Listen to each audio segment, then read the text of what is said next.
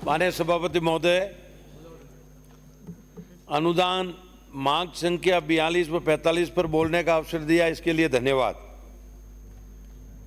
आज के समय में देश प्रदेश सभी ग्लोबल वार्मिंग के घेरे में आए हुए हैं। मानव जीवन क्या पशु पक्षी खतरे में।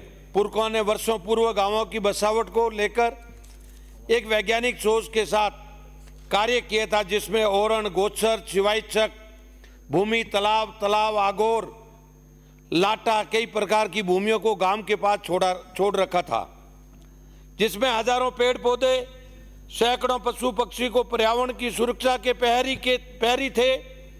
आज के समय में वो समाप्ति की ओर और मारवाड़ में तो पेड़ों की सुरक्षा को लेकर खेजरली गांव में अमृता देवी ने अपना बलिदान भी दिया था। पेड़ पौधों की कमी के कारण पर्यावरण सुरक्षा को खतरा होने लगा है, जिसका इस वर्ष का हीट वेव उदाहरण सामान्य तापमान 50 डिग्री से अधिक होना आने वाले कल के लिए ठीक नहीं है। दूसरी ओर कल कारखानों जो प्रदूषित धुआं, प्रदूषित पानी से जल जीवन को प्रभावित करने के साथ में नदी नाला, खेत खलियान को दूषित करने से उनमें उत्पन्न होने वाले अन्न को भी दूषित कर दिया है। माननीय सभापति महोदय, अधिकतम पेस्टिसाइड, रासायनिक उर्वरकों के उपयोग से ऑर्गेनिक खाने वाले, पीने वाले पानी वस्तुओं मिलना अब संभव नहीं है, जिसका परिणाम अपने प्रदेश में कैंसर नाम की ट्रेन भी चलती है। सरकार हर वर्ष लाखों पेड़ पौधे लगाकर कोशिश करती है, पर आंकड़ा जरूर बढ़ता है। धरातल पर पर्यावरण सुरक्षा को लेकर कोई चिंतित नहीं है। वर्तमान की आवश्यकता को देखते हुए पेड़ों की गिनती के साथ जातिवार पेड़ भी जानकारी भी होनी चाहिए। किस पेड़ से पर्यावरण को कितना नुकसान होता है। पेड़ों को लगाने को लेकर जियो टैग होने के साथ में लगाने वालों की जिम्मेदारी भी होनी चाहिए, ताकि पेड़ सुरक्षित रह सके। प्रदेश में खेजड़ी वृक्ष को ग्रंथों में भी क्लब वृक्ष की संख्या दे रखी है, लेकिन बड़े खेद के साथ में कहना पड़ रहा है कि सुरक्षा की बात ही नहीं, अनाधुन कटाई हो रही है, जिसको नहीं रोका गया तो भविष्य में डायनासोर जैसे जानवर की भांति ये पेड़ पर्यावरण से गायब हो जाएगा। अभी हम कोरोना का ऊपर सामान्य जीवन जीने की पटरी पर ही आए हैं।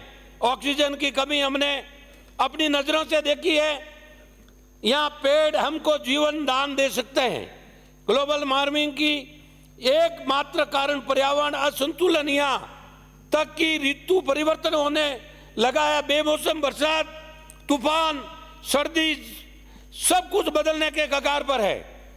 हम जो अभी ध्यान नहीं दिया गया, तो आने वाले समय में प्रकार से पेड़ कटाई, इसकी सुरक्षा नहीं हुई तो बिना आधार के दिन दूर नहीं, मानव जीव को ऑक्सीजन का सिलेंडर लेके घूमना पड़ेगा।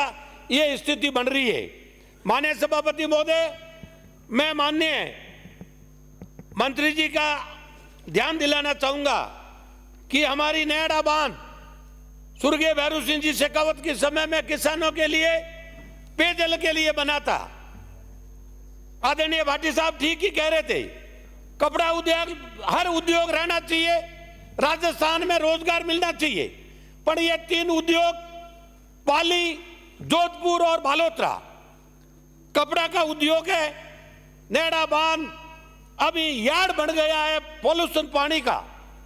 मैंने 2013 से 18 में भी इसके लिए विधानसभा में बात उठाकर कमेटी बनी थी। उस कमेटी के मार्फत 245 फैक्ट्रियां बंद हुई थी।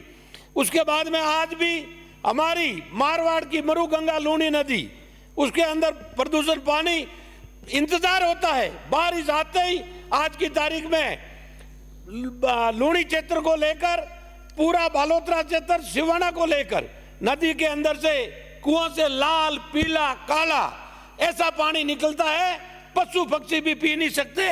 ये हालत हमारी हो गई है। तो इसको सुधारने के लिए माननीय सभापति महोदय, मैं मंत्री जी को निवेदन करूंगा,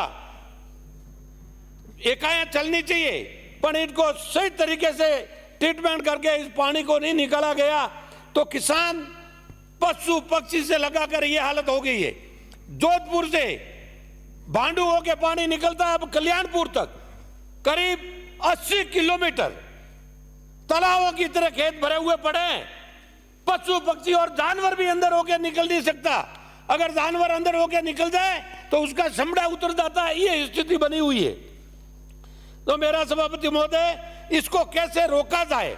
उद्योग बंद नहीं हो, पर किसान पशु पक्षी और किसानों के लिए इस पानी को जब तक 3 जगह की इकाइयों को सही तरीके से ट्रीटमेंट प्लान के मार्फत अगर कार्य नहीं हुआ तो ये वीरान हो गया है। और कच्छ तक समुद्र तक भी ये जो जहां नदी जा रही है वहां तक हालत ये बुरी हो गई है। तो इसको रोकने के लिए ठोस उपाय उठाएं, ट्रीटमेंट प्लान सही ढंग से लगे। अब माननीय सभापति महोदय, कुछ मेरे एरिया की मांग है, वो मैं निवेदन करूंगा। माननीय सिवाड़ा उपखंड मुख्यालय पर वर्षों से बने सहायक अभियंता कार्यालय, जल संसाधन के कार्यालय भवन और आवासीय क्वार्टर निर्माण की मांग है।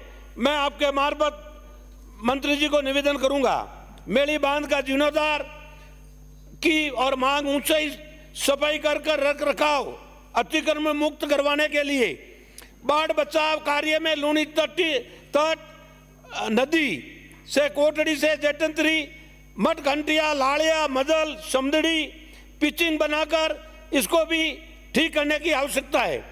पीपलून सिनेर मदल धीरा बाकलडा बेट में रमणिया मुबारी कुंडल धारणा इंद्राना गोइना डंडाली, यहाँ भी एनिकट छोटे मोटे एनिकट अगर बन जाते हैं।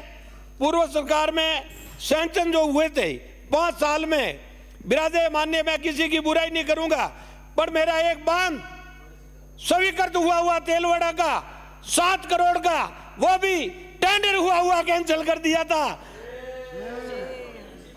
सिवाड़ा क्षेत्र के अनिकट की और माई बांध को नई डीपीआर बनाकर पश्चिमी राजस्थान रेतीले भाग में जमीन हमारे खूब है, जमीन की कमी नहीं है, पर वो माई बांध का पानी जवाई नदी होकर अगर पानी नहीं आवे तो जब तक किसानों के लिए एक समय ऐसा था, बाड़मेर जैसलमेर का सिवाड़ा कश्मीर था, आज की तारीख में पीने के लिए माने जलदाय मंत्री विराजे बार दिन में 4 बार निवेदन करते हैं, पीने के लिए पानी नहीं है। ये स्थिति बन गई है।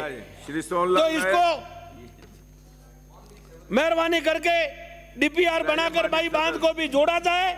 आगे माननीय सभापति महोदय, माननीय सभापति महोदय, 1 मिनट लूंगा, 1 मिनट। माननीय सभापति महोदय, बात है जो पर्यावरण मंत्री जी से हमारी अरावली श्रृंखला पंच तीर्थ नाम से जानी जाती है। हल्देश्वर महादेव मंदिर जो वन भूमि मिनी माउंट के बराबर इतनी ऊंचाई पे है और इतना एरिया है,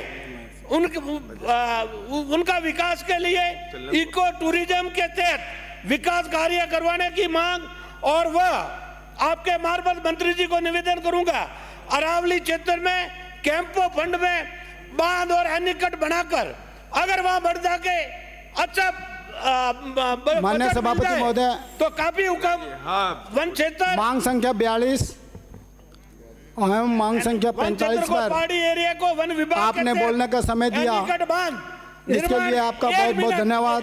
1 मिनट माननीय सभापति महोदय, आबादी बची हुई है जिसको नियमित माननीय सभापति महोदय, वन क्षेत्र के विकास हमारा हनुमानगढ़, गंगानगर के लिए और अनूपगढ़, ये जिला किसान की खेती पर आधारित है। पूरे मैं आपसे निवेदन करूंगा राजा कि हमारे इस क्षेत्र के किसानों की जो जन समस्याएं हैं उसको माननीय मंत्री महोदय जरा ध्यान से सुन